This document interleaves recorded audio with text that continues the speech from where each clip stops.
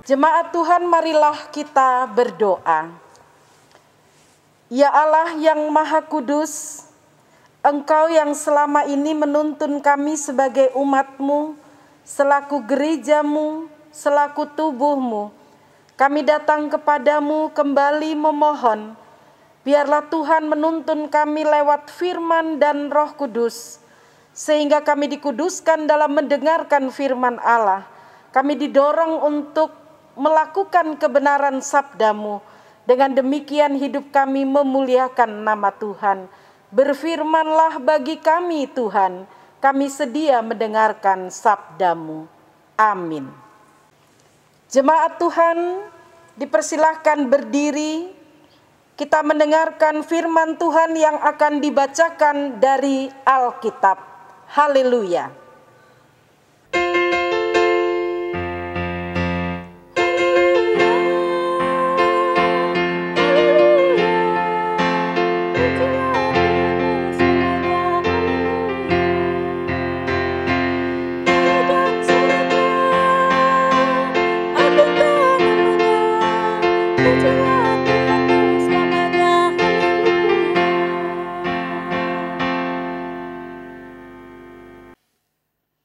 Bacaan Alkitab hari ini dari Imamat 8 ayat 1 sampai 30 yang menyatakan, pentahbisan Harun dan anak-anaknya.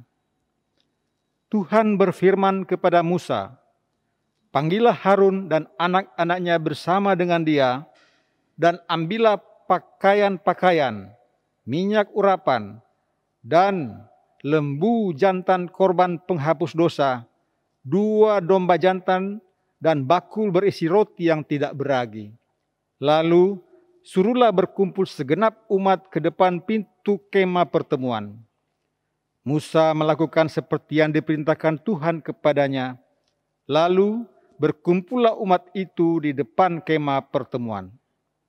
Berkatalah Musa kepada umat itu, inilah firman yang diperintahkan Tuhan untuk dilakukan. Lalu Musa menyuruh Harun dan anak-anaknya mendekat, dan dibasuhnyalah mereka dengan air. Sesudah itu, dikenakannya kemeja kepada mereka, diikatkannya ikat pinggang, dikenakannya gamis, dikenakannya baju efod, diikatkannya sabuk baju efod, dan dikebatkannya sabuk itu kepadanya. Dikenakannya tutup dada kepadanya, dan dibubuhnya di dalam tutup dada itu Urim dan Tumim. Kemudian ditaruhnyalah serban di kepalanya, dan di atas serban itu di sebelah depan ditaruhnyalah patam emas, yakni jamang yang kudus, seperti yang diperintahkan Tuhan kepada Musa. Musa mengambil minyak urapan, lalu diurapinyalah kemah suci, serta segala yang ada di dalamnya, dan dikuduskannya semuanya itu. Dipercikannyalah sedikit dari minyak itu ke mezbah 7 kali, dan diurapinyalah mezbah itu, serta segala perkakasnya, dan juga bejana pembasuhan, serta alasnya untuk menguduskannya. Kemudian dituangkannya sedikit dari minyak urapan itu ke atas kepala Harun, dan diurapinya dia untuk menguduskannya. Musa menyuruh anak-anak Harun mendekat, lalu dikenakannya kemeja kepada mereka, diikatkannya ikat pinggang, dan dililitkannya destar, seperti yang diperintahkan Tuhan kepada Musa. Disuruhnyalah membawa lembu jantan korban penghapus dosa, lalu Harun dan anak-anaknya meletakkan tangannya ke atas kepala lembu jantan korban penghapus dosa itu. Lembu itu disembelih, lalu Musa mengambil darahnya. Kemudian dengan jarinya dibubuhnyalah darah itu kepada tanduk-tanduk mezbah sekelilingnya. Dan dengan demikian disucikanlah mezbah itu dari dosa. Darah selebihnya dituangkan pada bagian bawah mezbah. Dengan demikian dikuduskannya mezbah itu dan diadakannya pendamaian baginya. Diambillah segala lemak yang melekat pada isi perut, umbai hati, kedua buah pinggang serta lemaknya. Lalu Musa membakarnya di atas mezbah. Tetapi lembu jantan itu dengan kulit, daging, dan kotorannya dibakarnya habis di luar perkemahan, seperti yang diperintahkan Tuhan kepada Musa. Kemudian disuruhnya membawa domba jantan korban bakaran. Lalu Harun dan anak-anaknya meletakkan tangannya ke atas kepala domba jantan itu. Domba itu disembelih, lalu Musa menyiramkan darahnya pada mezbah sekelilingnya. Domba itu dipotong-potong menurut bagian-bagian tertentu. Lalu Musa membakar kepalanya dan bagian-bagiannya dan lemaknya. Tetapi isi perut dan betisnya dibasuh dengan air. Lalu Musa membakar seluruh domba jantan itu di atas mezbah. Itulah korban bakaran yang baunya menyenangkan, yakni suatu korban api-apian bagi Tuhan, seperti yang diperintahkan Tuhan kepada Musa. Kemudian disuruhnya membawa domba jantan yang lain, yakni domba persembahan pentahbisan. Lalu Harun dan anak-anaknya meletakkan tangannya ke atas kepala domba jantan itu. Domba jantan itu disembelih, lalu Musa mengambil sedikit dari darahnya dan membubuhnya pada cuping telinga kanan Harun, pada ibu jari tangan kanan, dan pada ibu jari kaki kanannya. Musa menyuruh anak-anak Harun mendekat, lalu membubuh sedikit dari darah itu pada cuping telinga kanan mereka, pada ibu jari tangan, dan pada ibu jari kaki kanan mereka. Lalu Musa menyiramkan darah selebihnya pada mezbah sekelilingnya. Diambilnyalah lemaknya, ekornya yang berlemak, segala lemaknya yang melekat pada isi perut, umbai hatinya, kedua buah pinggang serta lemaknya pada paha kanannya. Dan dari dalam bakul berisi roti yang tidak beragi, yang ada di hadapan Tuhan, diambilnyalah satu roti bundar yang tidak beragi, satu roti bundar yang diolah dengan minyak, dan satu roti tipis. Lalu diletakkannya di atas segala lemak dan di atas paha kanan itu. Dan ditaruhnya seluruhnya di telapak tangan Harun dan di telapak tangan anak-anaknya. Dan dipersembahkannya semuanya sebagai persembahan unjukan di hadapan Tuhan. Kemudian Musa mengambil semuanya dari telapak tangan mereka, lalu dibakarnya di atas mezbah, yaitu di atas korban bakaran. Itulah persembahan pentahbisan untuk menjadi bau yang menyenangkan. Itulah suatu korban api-apian bagi Tuhan. Musa mengambil dada domba itu dan mempersembahkannya sebagai persembahan unjukan di hadapan Tuhan. Itulah yang didapat Musa sebagai bagiannya dari domba jantan persembahan pentahbisan itu, seperti yang diperintahkan Tuhan kepada Musa. Dan lagi, Musa mengambil sedikit dari minyak urapan dan dari darah yang di atas mezbah itu, lalu dipercikkannya kepada Harun, ke pakaiannya, dan juga kepada anak-anaknya, dan ke pakaian anak-anaknya. Dengan demikian, ditabiskannya Harun pakaiannya, dan juga anak-anaknya, dan pakaian anak-anaknya. Demikian pembacaan Alkitab. Hendaklah firman Tuhan dengan segala kekayaannya diam di dalam hatimu, dan ucaplah syukur kepada Allah.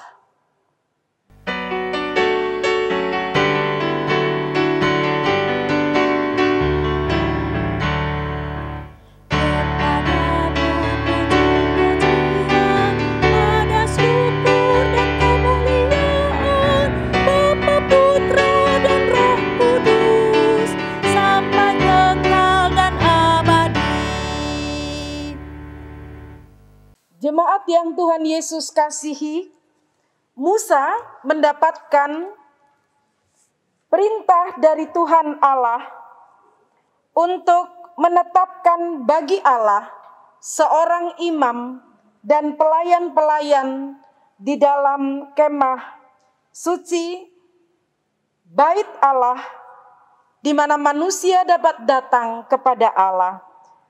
Dijelaskan dari firman Tuhan ini berulang kali dikatakan, demikianlah perintah Tuhan untuk dilakukan, seperti yang diperintahkan Tuhan kepada Musa, seperti yang diperintahkan Tuhan kepada Musa. dan beberapa kali ketentuan dan aturan-aturan menyangkut persembahan yang berkenan kepada Allah dengan perantaraan imam berasal dari Tuhan. Musa hanya menjalankannya, memperlengkapinya, melantiknya, mentabiskannya, sehingga hadir yang namanya imam. Imam mendapatkan peran yang khusus sebagai perantara manusia berjumpa dengan Allah. Pelantikan Harun sebagai imam kepala dan anak-anaknya, itulah yang terdapat di dalam Imamat pasalnya yang ke-8 ayat 1 hingga yang ke-30. Syarat kata kunci dari kitab Imamat adalah bagaimana umat meresponi Allah yang kudus dengan hidup kudus di hadapan Allah. Sebab Allah adalah kudus. Ada 8 tahapan dalam kitab Imamat pasal 8 ini mencakup pentabisan Harun dan memperlengkapi anak-anak untuk melayani di kemah suci. Yang pertama itu adalah tahap awal di mana Musa membasuh Harun dan anak-anaknya dengan air. Yang kedua adalah tindakan Musa mengurapi kemah suci dan seluruh perkakas-perkakasnya memang untuk dikuduskan dan disucikan. Hal yang ketiga adalah Harun diurapi dengan minyak kudus dan Musa memberikan pakaian juga kepada anak-anak Harun. Ada tahap yang keempat dari kitab ini adalah tugas awal Harun dan anak-anaknya mempersembahkan korban penghapusan dosa. Dalam arti menyerahkan hidup kepada Allah, dikuduskan dan bagaimana hidup berkenan kepada Allah. Itu menjadi fungsi dari imam, dilakukan oleh Harun dan anak-anaknya. Hal yang kelima adalah korban bakaran yang dibakar itu diberikan kepada Allah dan dibakar habis sebagai sajian kepada Allah. Tahap yang keenam dari nats ini adalah persembahan pentabisan. Ada darah domba dibubuhkan ke telinga, ke tangan, ke kaki Harun dan anak-anaknya. Ini adalah prosesi yang ritual yang luar biasa. Ada darah anak domba, ada air untuk membasuh, untuk menguduskan, memberi tanda kudus dengan darah anak domba di telinga, di tangan, di kaki. Ini pasti mempunyai makna yang sangat dalam. Bagaimana hidup dipersembahkan kepada Allah. Tangan saya, kaki saya, telinga saya untuk meresponi Tuhan dan melakukan perintah dan titah Tuhan.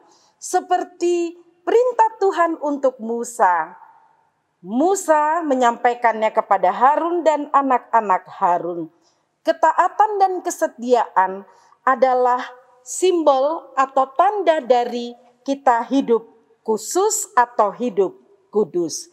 Hal yang ketujuh dari nats ini adalah mempersembahkan ujukan, yaitu roti yang tidak beragi diletakkan di tangan Harun dan juga dada domba. Itu diletakkan di tangan Harun dan anak-anaknya. Dan yang terakhir yaitu pentabisan. Pentabisan diri perangkat-perangkat yang digunakan untuk proses bagaimana ritual beribadah dilakukan dalam persiapan mensyukuri, menerima yang dinamakan pengampunan dosa, hidup yang dibaharui oleh Allah. Apa pentingnya nats kitab Imamat ini bagi kita semua di abad ini? Ternyata bahwa manusia dilayakkan untuk menjadi perantara antara manusia dan Allah lewat imam. Imam mempunyai peran. Imam sendiri harus dikuduskan, karena iman membawa manusia untuk sampai kepada Allah dengan semua syarat dan ketentuan. Hal yang sangat hakiki adalah Allahmu kudus. Fungsi imam memastikan bahwa ada syarat-syarat untuk orang hidup kudus, mentahirkan dirinya, menerima pengampunan, dibaharui, lalu menyambut anugerah baru yang dari Allah. Nats firman Tuhan ini juga menjadi sesuatu yang luar biasa di pandemi COVID-19 ini, Bapak, Ibu, dan saudara-saudara, jemaat Tuhan, karena kualitas kekudusan itu didapat dari persekutuan dengan Tuhan. Jalin hubungan dengan Allah, manusia dibukakan jalannya untuk terus-menerus mencari jalan persekutuan dengan Allah dalam kekudusan. Kita pasti ingat nats firman Tuhan yang dikatakan di dalam kebenaran firman Allah. Tinggallah di dalam aku dan aku di dalam kamu. Dan kamu melakukan kebenaranku. Hidup kudus adalah hidup yang demikian. Hidup yang dikhususkan bagi Tuhan. Bagaimana jemaat Tuhan cara menjaga kekudusan hidup? Kalau di kawasan perjanjian lama, tidak makan darah, menghindari hubungan kelamin yang tidak wajar, terus belajar untuk menghormati Allah dan jaga kekudusan itu. Bagaimana dengan kehidupan yang sekarang? Allah menguduskan kita, membaharui kehidupan kita. Jangan lepas dan jauh dari Allah yang kudus. Lalu jaga diri ini, jaga kata, jaga hati, dan jaga tindakan atau perbuatan. Untuk menjalankan kehidupan yang dikehendaki oleh Allah, yang berkenan kepada Allah. Dan bagaimana hidup ini bisa berdampak bagi orang lain? Pertanyaan untuk apa hidup kudus? Adalah hidup yang dikhususkan untuk menghormati Tuhan dan bagaimana bawa diri ini untuk menyenangkan hati Tuhan lewat hidup berdampak. Seperti yang Tuhan perintahkan untuk kita juga mengasihi sesama kita. Sehingga jemaat Tuhan, hidup kudus adalah melakukan praktek hidup yang tidak berpusat kepada diri sendiri, tetapi terarah kepada dunia yang menjadi milik Allah. Kalau GPIB mengatakan kepada keutuhan ciptaan atau damai sejahtera Allah demi keutuhan ciptaan, demikian kita dikuduskan untuk hidup tidak berpusat kepada diri sendiri, tetapi terarah kepada dunia yang menjadi milik Allah, mengarahkan hidup pada dunia dengan memegang teguh hidup kudus atau membuat dunia ini menjadi panggung kemuliaan Allah. Lalu di pandemi COVID-19 ini, apa sebenarnya yang dimaksud dengan kudus, hidup kudus? Kalau bergereja saja kita tidak bisa secara ritual ke dalam gereja.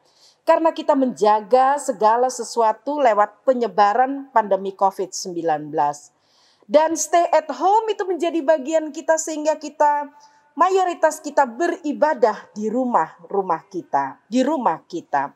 Nah, ada hal-hal yang memang harus diperhatikan dalam hidup kudus. Yang pertama adalah di pandemi COVID-19 dalam rangka kita juga hidup berdampak. Tidak hanya untuk diri sendiri, tetapi mengkuduskan hidup kita untuk terarah kepada sesama kita, kepada dunia yang menderita yang adalah milik Allah ini. Yang patut kita perhatikan di potensi dampak negatif dari kehilangan perjumpaan ragawi lewat sakramen-sakramen yang dilakukan dari dalam gereja yang sudah tidak kita jumpai lagi karena keterbatasan pandemi COVID ini. Hal yang patut kita ingat adalah online worship atau digital. Dalam hal beribadah menggunakan akan hal itu, Tuhan menguduskan kita untuk juga mengatasi segala sesuatu menyangkut peningkatan spiritualitas kita. Hal yang patut kita perhatikan adalah bisa ada di warga jemaat yang terlupakan, tidak disapa dan merasa sendiri. Karena kondisi pandemi COVID-19 ini, segalanya menjadi terbatas lewat jaga jarak ini. Dan juga ada yang bisa mengikuti teknologi dan ada yang tersisih. Gejala yang bernama digital atau pemisahan digital. Ada orang-orang atau jemaat yang bisa punya HP yang memadai dapat mengaksesnya. Tetapi ada yang tidak dapat. Ada yang tidak bisa mengikuti teknologi dan menjadi kelompok yang tersisih. Bagaimana sikap kita? Bagaimana kelangsungan kehidupan spiritualitas kita? Ada ibadah yang hanya sekedar menjadi tontonan seperti nonton film serial. Jadi film mana yang mau saya tonton? Orang bisa memilih pendeta dan lagu-lagu yang paling digemari. Tayangan-tayangan video yang disukai. Dan sudah tidak ada lagi yang dapat membatasinya. Bayangkan ada yang kesulitan dengan teknologi, tetapi ada yang menikmatinya bisa dengan cara yang tidak tepat. Mari kita gunakan online, digital, teknologi ini untuk tetap merasakan kehadiran Tuhan. Allah yang mengendalikan hidup, Allah yang membasuh kehidupan kita, Allah yang menebus dan memperbaharui kita supaya kita menaruh rasa hormat kepadanya dan supaya kita boleh hidup berdampak bagi orang lain yang menderita, yang susah, yang sulit, yang tidak mengerti lagi arah kehidupan ini. Tetapi ada dampak positif dari era digital bagi misi Tuhan. Apa itu? Sebarkanlah Injil ke seluruh dunia. Dalam hitungan detik, kebenaran firman Allah dapat disampaikan dan didengar dan ditonton oleh seluruh isi dunia. Semua manusia di dalam dunia ini yang bisa mengaksesnya. Jadi kemungkinan komunikasi lintas ruang dan waktu itu terjadi. Bukankah Allah yang kudus, yang adalah Allah kebenaran, melintasi ruang dan waktu? Pakailah teknologi dengan sungguh untuk mewartakan tentang Allah yang maha kudus dan Allah yang menghendaki kekudusan bagi manusia di antara sesamanya dan keutuhan ciptaan. Kemudian adalah kemungkinan persekutuan lintas segmen. Itu dapat terjadi kalau dulu dibatasi denominasi, dogma dan segalanya, tetapi sekarang dengan teknologi dapat menghubungkan kita tanpa transport, mobil, pesawat atau apapun. Lihat ada kemungkinan-kemungkinan yang sangat positif. Lalu kemungkinan pembinaan sesuai dengan segmen. Itu dapat disetting sedemikian rupa dan sebanyak apapun. Nah, bagaimana kita meningkatkan spiritualitas kita sebagai orang yang ditebus oleh Allah. Untuk hidup ini kita persembahkan bukan hanya berpusat pada diri sendiri, tetapi terarah kepada dunia, kepada sesama kita yang menjadi milik Allah. Apa yang harus kita lakukan? Apa yang harus kita kerjakan? Persembahkan mulutmu, persembahkan pikiranmu, persembahkan hatimu, persembahkan tindakanmu dalam kasih kebenaran. Di sana Allah dinyatakan dalam kemuliaan dan kekudusannya. Terpujilah Kristus. Amin.